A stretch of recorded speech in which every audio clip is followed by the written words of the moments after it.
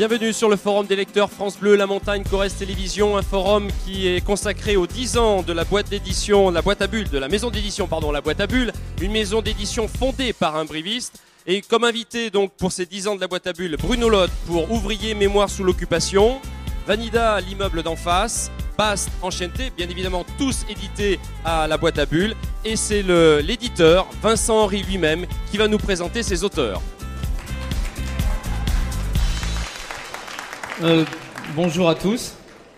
Donc je voudrais dire que pour nos 10 ans, je suis super ému, d'ailleurs ça va se voir, de pouvoir parler à Brive et présenter le travail, parce que mon premier contact avec le milieu d'édition, il remonte pas à quelques années, il remonte à plus de 20 ans. C'était en 1983-1984, j'étais alors lycéen au lycée d'Arsonval. Et grâce à la foire aux livres qui renaissait de ses cendres à cette époque-là, je rencontrais certains auteurs, en particulier Christian Rossi qui est là encore aujourd'hui. Et il me disait, toi, tu as une tête à vouloir faire de la BD. Et il m'a donné des contacts dans le milieu de la bande dessinée. Contacts que j'ai utilisés pour créer un festival quelques années plus tard. Et contacts que j'ai réutilisés 20 ans plus tard pour créer la boîte à bulles. Donc en 2003. Donc je voudrais juste vous retracer un petit peu qu'est-ce que c'est que la boîte à bulles, pourquoi, et vous présenter en particulier 3 auteurs emblématiques de notre maison d'édition qui ont eu le bonheur d'être invités pour cette 31e foire du livre. 32e, pardon. Donc en fait cette maison d'édition, moi je travaillais normalement dans une entreprise qui n'avait rien à voir avec l'édition. Et j'ai choisi un jour de réaliser ma passion et de créer cette maison d'édition. Et si je l'ai fait en 2003, c'est à cause d'une personne qui est là, au milieu, qui s'appelle Vanida. J'étais journaliste de bande dessinée pour le plaisir. J'interviewais beaucoup d'auteurs. Et une auteure qui s'appelle donc Vanida, qui sortait juste de l'école de Tournai, avait fait un fanzine. En effet. Qui s'appelait L'immeuble en face. L'immeuble en face, ouais. Et je trouvais ce fanzine très intéressant, il faisait 80 pages. Et j'ai donc dit à Vanida, alors que je n'avais pas de maison d'édition, je n'avais rien, je lui ai dit, si ça t'intéresse, on fait un livre de 160 pages incluant les 80 pages que tu as déjà faites et je te publie. Je te laisse raconter la suite. Ah bon? Oui. Et j'ai dit oui, c'est ça la suite. Ouais, en fait, comme moi je faisais ce fanzine que j'auto-éditais et pour lequel je n'étais pas payée, quand du coup tu m'as proposé de le publier et de me payer pour le faire, forcément ça m'a intéressée. Alors je dis juste quand même que derrière il y a 3 autres éditeurs qui ont proposé la même chose, mais j'ai eu la chance d'être le premier à lui proposer. Comme j'avais déjà dit oui, c'est comme ça qu'on a commencé à éditer L'immeuble d'en face qui a finalement fait 3 tomes. Sur 8 ans. Au départ, tu avais prévu un seul tome. J'avais prévu un seul tome, mais s'il marchait bien, j'avais de quoi faire 2 autres tomes. Donc, alors, ce livre, tu dis que tu l'as commencé étudiant, c'est une chronique. Le premier tome a des formats un peu bizarres, il y a des pages qui sont à l'horizontale, à la verticale, comment ça se fait? Alors, moi, en 2003, je sortais juste des Beaux-Arts. Et aux Beaux-Arts, avec les copains de la classe, on avait fait un fanzine où on prépubliait dans chaque numéro un chapitre de mon histoire. Et ce fanzine, on changeait le format tous les 3 numéros. Donc je devais m'adapter au format de ce fanzine qui s'appelait Porophore. Et donc c'est pour ça qu'il y a des formats un peu bizarres, et des fois il y a des petites thématiques. Et voilà, mais ensuite, comme on a arrêté la prépublication dans le fanzine, j'ai pu faire un format plus régulier. Et certaines personnes l'ont regretté d'ailleurs, que cette fantaisie ne soit plus là. C'est vrai que ça me permettait une liberté et de faire des choses plus originales. Mais ça allait bien pour un fanzine, après pour une BD publiée, c'était peut-être moins adapté. Et alors pourquoi la chronique d'un immeuble? Comment t'es venue l'idée? Les bandes dessinées, souvent, c'est de l'aventure, c'est des mystères. Et là, tu as raconté l'histoire d'un immeuble. Moi, c'est ce qui m'intéressait, c'était de raconter vraiment tous ces petits riens qui font la vie de tous les jours. de savoir comment des habitants, enfin des personnes qui ne se connaissent pas et qui ne sont pas du tout du même milieu, peuvent, à force de se croiser tous les jours dans le même immeuble, commencer à créer des liens, à tisser des aventures entre eux, des relations. Et c'est ça qui m'intéressait en fait. C'était un peu un prétexte de mettre dans un même endroit des gens très très différents et de voir ce qui se passe. Et tu continues à faire ce type de livre. Tu travailles maintenant donc moins pour la boîte à bulles malheureusement. Tu travailles chez Dargaud beaucoup. Et tu as un livre qui s'appelle Celle-que qui marche bien, je pense. Oui, tout à fait. Qui est réédité en couleur sous le titre de Valentine. Et bien, c'est un peu le même principe. Alors là, ça se passe au collège. Et en fait, je mets des personnages de personnalités très différentes dans une même classe. Et du coup, je regarde ce qui se passe. Donc c'est un peu expérimentation humaine, voir des humains qui se rencontrent et qu'est-ce que ça donne. D'accord. Donc, grâce à Vanida, la boîte à bulles a pu survivre. Alors, juste pour information, une maison d'édition comme ça qu'on fait par coup de cœur, c'est une prise de risque. Et donc, pendant des années, tout a fonctionné au bénévolat. C'est-à-dire que j'étais aidé par des personnes que je peux remercier, genre Bruno Clibert, Francis Adam. Tout le monde était bénévole. Et c'est grâce à l'immeuble d'en face qu'on a pu survivre, parce qu'une maison d'édition, on a quelques livres qui se vendent bien et des livres qui se vendent moins bien. Et c'est ceux qui se vendent bien qui font vivre les livres qui se vendent moins bien.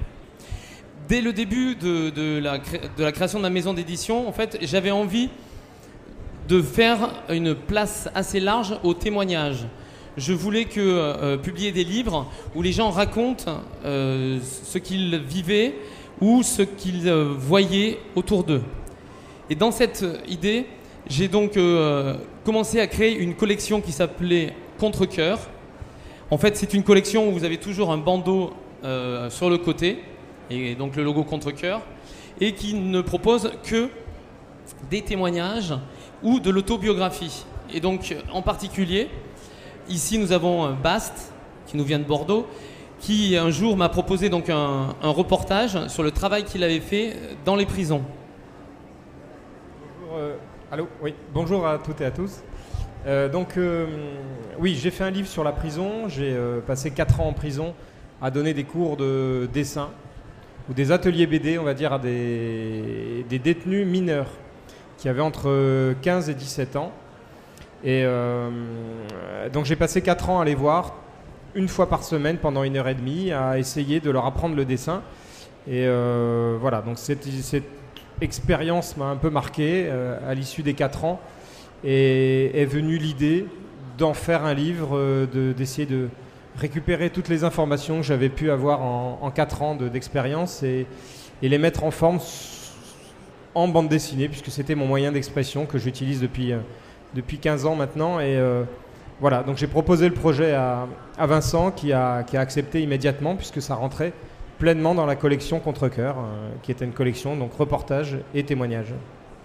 Alors, justement, ce qui est amusant dans ce livre, c'est que donc tu parles d'enfants qui sont détenus, et dans ton dessin, puisqu'on est en reportage dessiné, donc le dessin a une valeur informative, tes personnages sont parfois des enfants, parfois des adultes, on s'y perd parfois un peu, mais ça traduit quelque chose. Alors, j'ai des remarques souvent des lecteurs qui me disent qu'en ouvrant le livre, ils ne voient essentiellement que des adultes pendant les cours. Et je les ai dessinés effectivement très adultes. Parce que dans ma tête, le souvenir que j'en ai d'eux, puisque cette expérience elle date de 2007, la dernière année où j'ai pratiqué ces ateliers-là, c'était jusqu'en 2007. Et ensuite j'ai fait le livre quelques années après. Le souvenir que j'avais de ces gens-là, c'était des gens à l'apparence adultes, à l'apparence uniquement. Donc ils avaient des balafres, ils avaient des tatouages, ils avaient des muscles, ils avaient de la barbe. Donc voilà, ils avaient beau avoir 16 ans, ils faisaient plus âgés que moi. Ouais. Donc je les ai dessinés naturellement comme ça, parce que c'est vraiment l'image que j'en ai d'eux. Après, en parlant avec eux, en échangeant et en discutant, on se rend compte que ce sont encore des enfants. Mais pour le coup, qui n'ont pas 16 ans non plus, qui ont 12 ans, on va dire. Donc finalement, l'apparence faisait 25 ans et le langage et le discours étaient ceux d'enfants de 12 ans. Voilà, donc le paradoxe, il était là et j'ai voulu le traduire comme ça, graphiquement. Alors pourquoi 2007-2012, le livre a dû sortir en 2012, même 2013, début 2013, pourquoi 6 ans ? Alors, j'avais pas eu l'idée de faire le lien entre mon expérience à la prison et mes ouvrages en bande dessinée, j'avais pas relié les deux. Et c'est mes proches qui m'ont dit un jour, mais tu nous en parles beaucoup de cette prison-là, à chaque fois que tu reviens, tu as toujours des choses à dire, pourquoi tu les dessines pas ? Ce qui est une très bonne question, et c'est vrai que, oui, effectivement, j'avais pas de réponse, donc je me dis, je vais essayer de dessiner ça. Et donc entre le moment où j'ai décidé de faire ça et la parution du livre, il s'est passé effectivement 5 ou 6 ans. Donc il y a eu 4 ans de réflexion, alors j'ai fait d'autres livres en attendant, mais il me fallait du temps pour digérer tout ça, pour recueillir toutes les informations, me souvenir de toutes ces anecdotes. Il y a beaucoup d'anecdotes dans le livre. Tout ce que je raconte est vrai, je n'ai pas extrapolé, je n'ai pas inventé, ce sont vraiment des souvenirs immédiats que j'avais eus et que j'ai eus. Et donc ensuite, le temps de mettre tout ça en forme, j'étais pas prêt, je pense. Il me manquait aussi une maturité à ce niveau-là.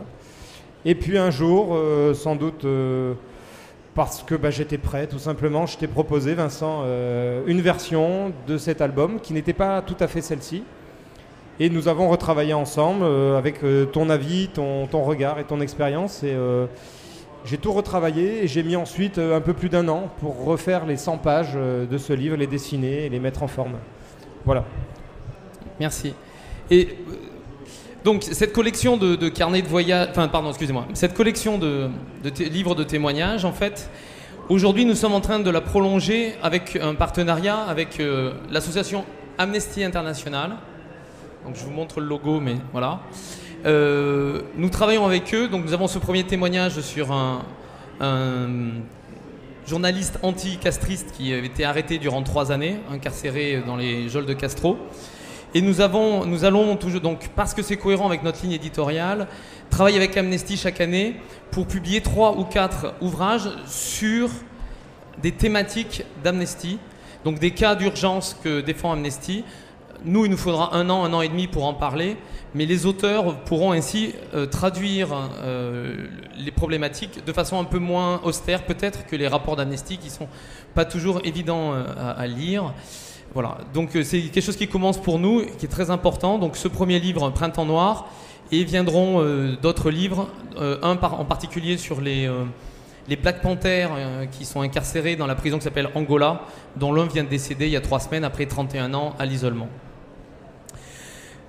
Vu que je développais cette collection de témoignages, pour donner la possibilité à des auteurs de faire du témoignage en utilisant le dessin, mais pas forcément la bande dessinée, j'ai créé cette collection aussi, donc avec un monsieur qui s'appelle Maximilien Leroy, qui est un jeune garçon, mais d'une grande maturité et d'un grand talent.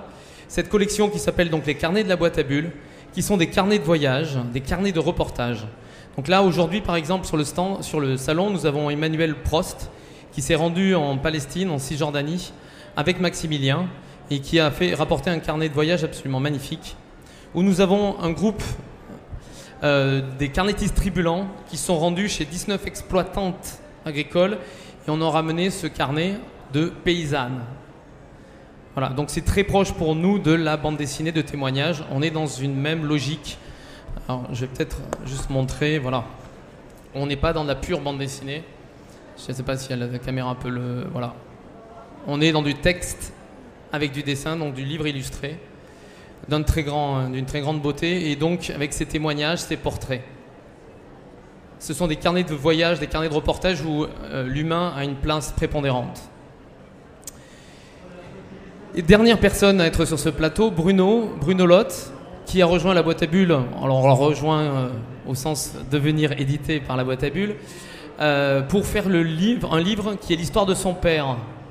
Bruno s'auto-éditait depuis une dizaine d'années, il avait fait sortir 5-6 livres d'une collection qui s'appelle Hermo, et il a eu envie de venir avec nous pour publier Apprenti et ouvrier. Bruno, tu peux nous en dire quelques mots ?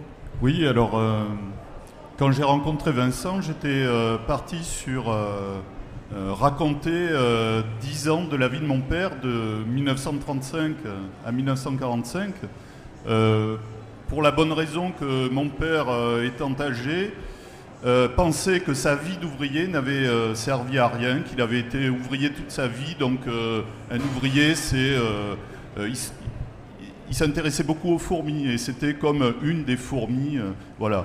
Et moi, à travers ce livre, j'ai voulu, en quelque sorte, lui prouver que sa vie avait été intéressante et que même si on fait partie des petites fourmis, on fait quand même avancer la grosse machine, quoi.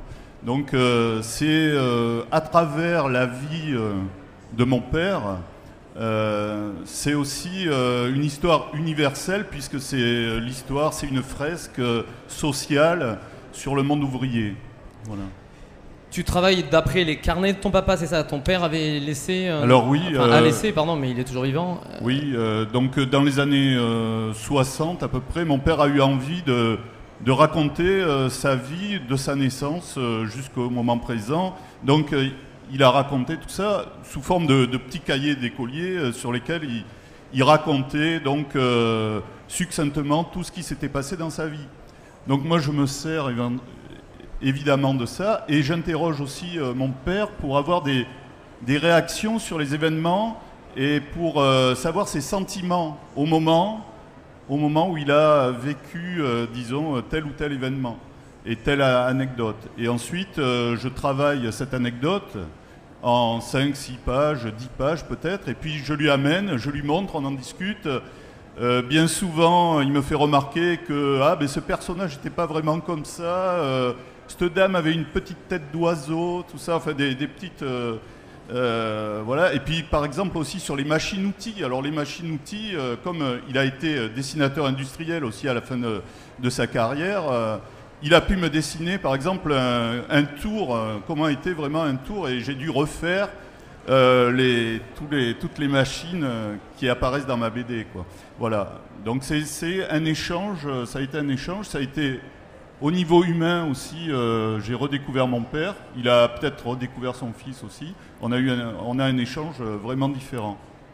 Voilà. Et tu fais aussi un travail de recherche dans les documents, dans les archives bordelaises? Alors oui, cette histoire évidemment est à 2 niveaux. C'est-à-dire il y a le niveau familial, donc ça je raconte ce qu'a vécu mon père, et il y a le niveau historique. Le premier qui s'appelle Apprenti, donc se passe pendant le Front populaire.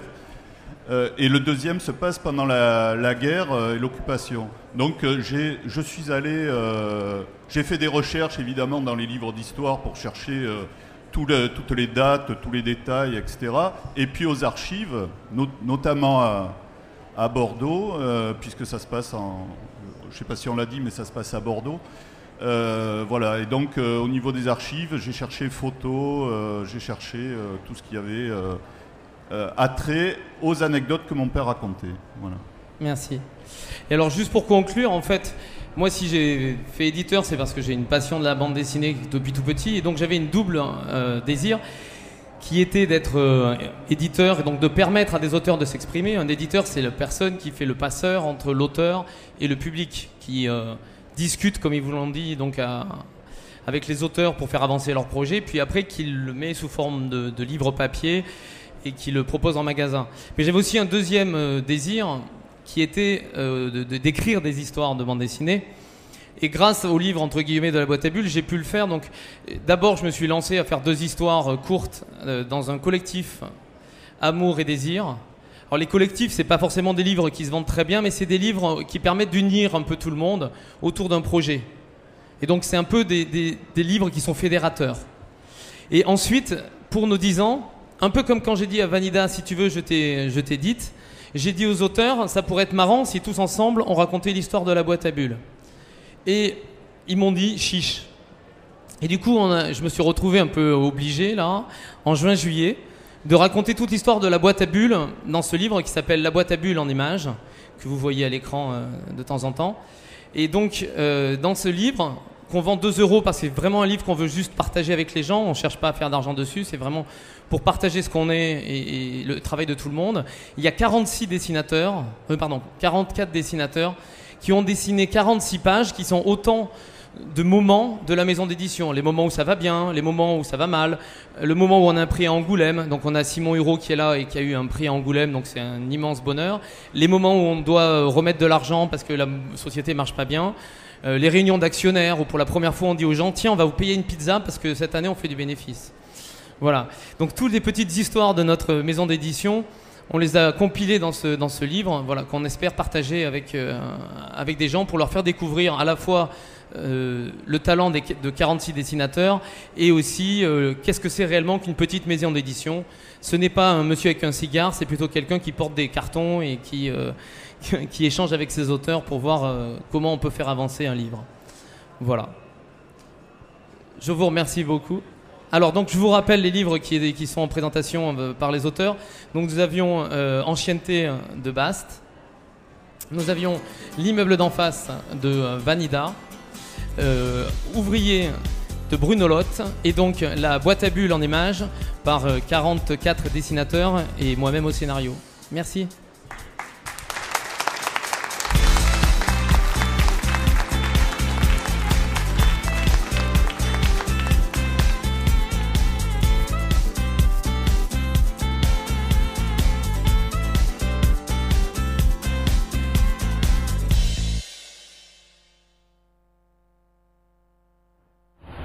Foire du livre de Brive. Pendant 3 jours, suivez les émissions du Forum des lecteurs en direct sur YouTube avec France Bleu, La Montagne, la ville de Brive et sur le site